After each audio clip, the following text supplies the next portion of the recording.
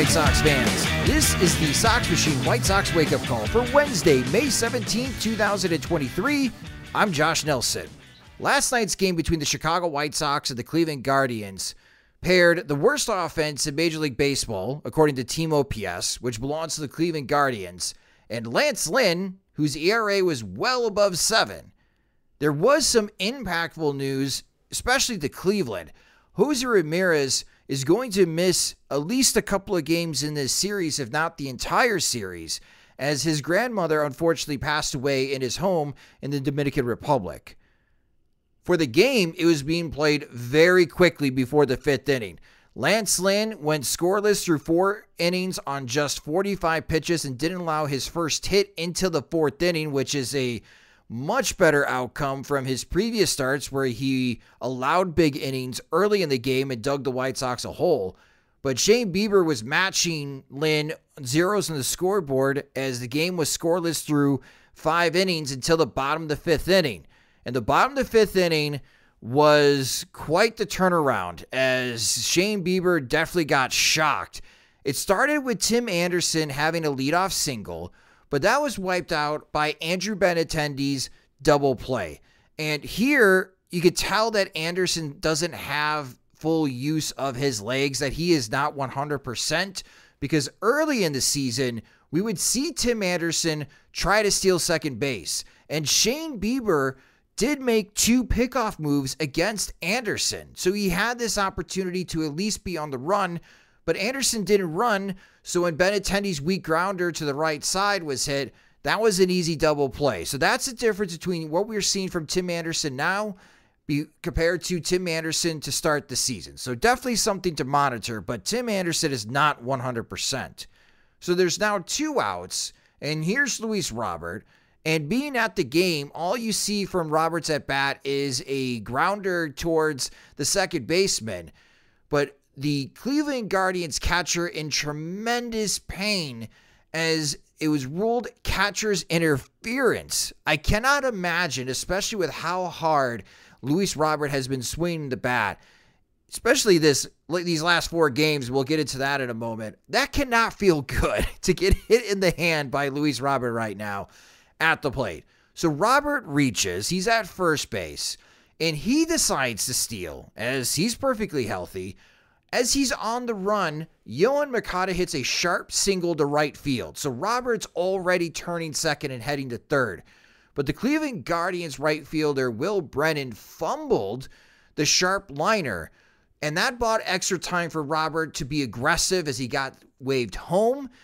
Rounding third, the Guardians tried to make a throw at the plate, but Robert slid safely, and that was the first run of the game as the White Sox took a 1-0 lead. After Moncada's RBI single, Andrew Vaughn reached on base, which set the stage for Gavin Sheets.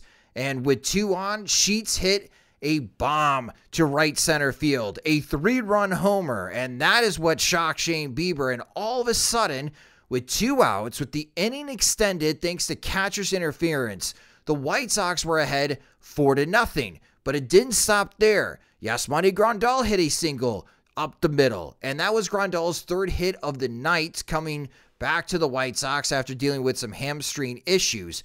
The White Sox had 11 hits against Shane Bieber at that time, and I say at that time because next was Jake Burger, and on a slider towards the outside corner, Jake Burger on Taco Tuesday went oppo taco to make it a 6-0 game as his home run went into the Miller Lite landing area in right field. Bieber was pulled, and the White Sox are ahead 6-0. As Jim tweeted on Sox Machine, the Lance Lynn inning that we have seen too often in 2023 happened to Shane Bieber. 7 hits, 6 of them after Robert's catcher's interference in the bottom of the 5th inning, and the White Sox scored 6 runs, a monster inning from the White Sox offense. In the 6th inning, the White Sox would hit back-to-back doubles from Yoan Moncada and Andrew Vaughn, as that made it 7 runs for the White Sox. The Guardians did score before in the top of the 6th inning. Josh Naylor left the game early for Cleveland with leg tightness, so this became a laugher at the end as Lance Lynn reached the 8th inning and he was pulled after Steven Kwan hit a RBI double that cut the lead to 7-2, but that was enough from Pedro Grifol, and Lance Lynn's great outing ended with a final line of 7 innings pitched, 3 runs, only 1 earned. He allowed 7 hits. He didn't walk anyone. He struck out 7 batters. Out of his 97 pitches thrown, Cleveland swung at 47 of them, with Lynn generating 11 whiffs, which is a 23% whiff rate. It's not great, but it's not bad. What is impressive is that Lynn stayed in the zone with 58% of his pitches in the strike zone. That's a good way to avoid walks. Keenan Middleton replaced Lynn, and he benefited from a nice double play started by Vaughn as it went 3-6-3. The Guardians did score on I wouldn't say a poor defensive play, but a well-placed Josh Bell swinging bunt that was slow enough that neither Middleton or Vaughn could reach. So the Guardians did make it 7-3. But in the bottom of the 8th inning, back to Luis Robert Jr., swinging the bat very hard. He continues his torrid homestand. He smashed his 12th home run of the season to make it 8-3, a solo shot. That's the 4th straight game with the home run. Robert, with his 12 home runs, leads the American League. You heard that right. Luis Robert is leading the American League in home runs hit, and he is behind the other leaders in the National League on the home run tally, but he leads the American League, and he's already surpassed 2.0 WAR on Baseball Reference. Luis Robert hit 12 home runs in all of 2022 in 98 games, and he's already hit 12 home runs in 41 games played. Luis Robert Jr. is on pace to hit 45 home runs now in 2023.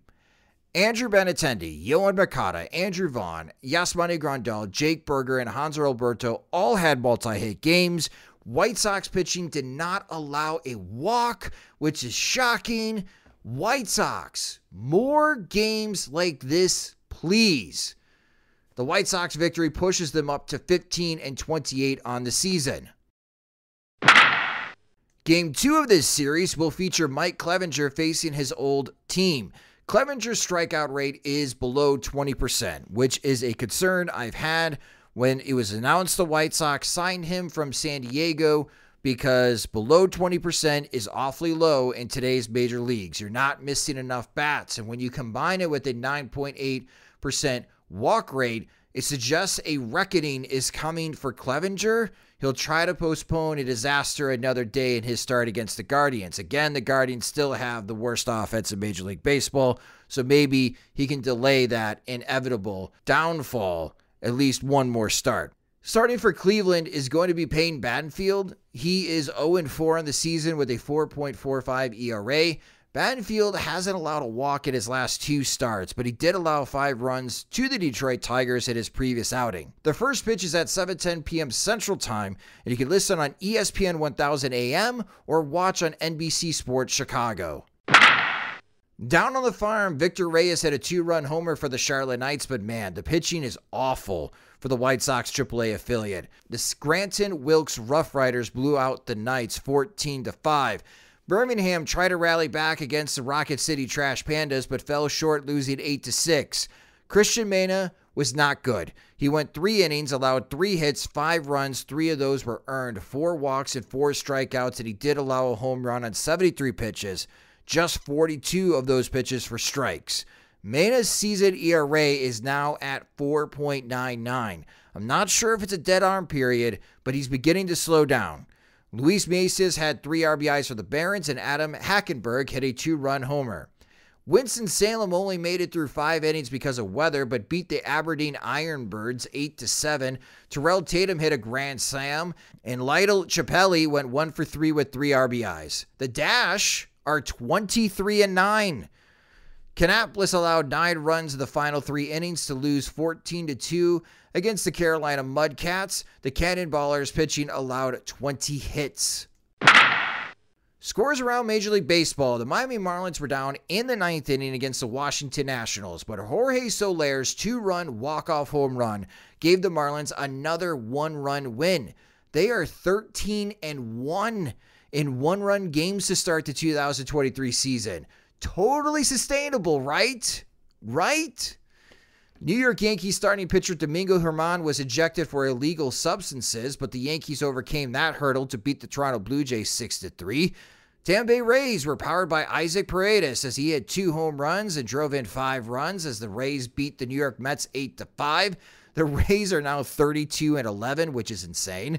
The Baltimore Orioles try to stay at least on pace with the Rays, and they remain red hot. They beat the Angels 7-3. The O's are 27-15.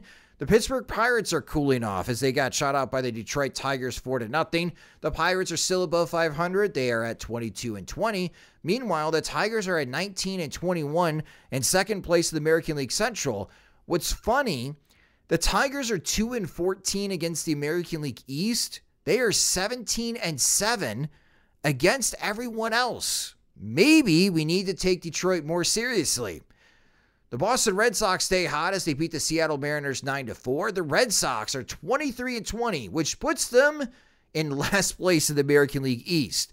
Houston Astros beat the Chicago Cubs 7-3. The Cubs dropped to 19-23 on the season as they are really struggling. They have lost 4 straight games in 7 of their last 10.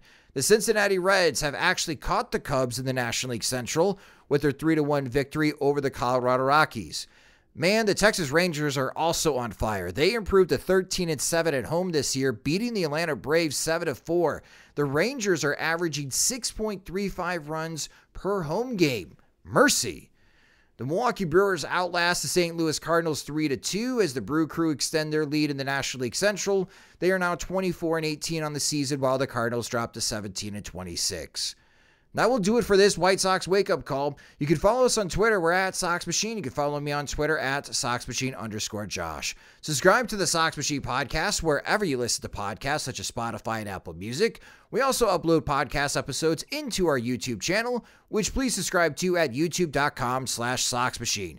If you enjoy our work and want more, subscribe to our Patreon to receive exclusive content, ad-free versions of the website and podcasts.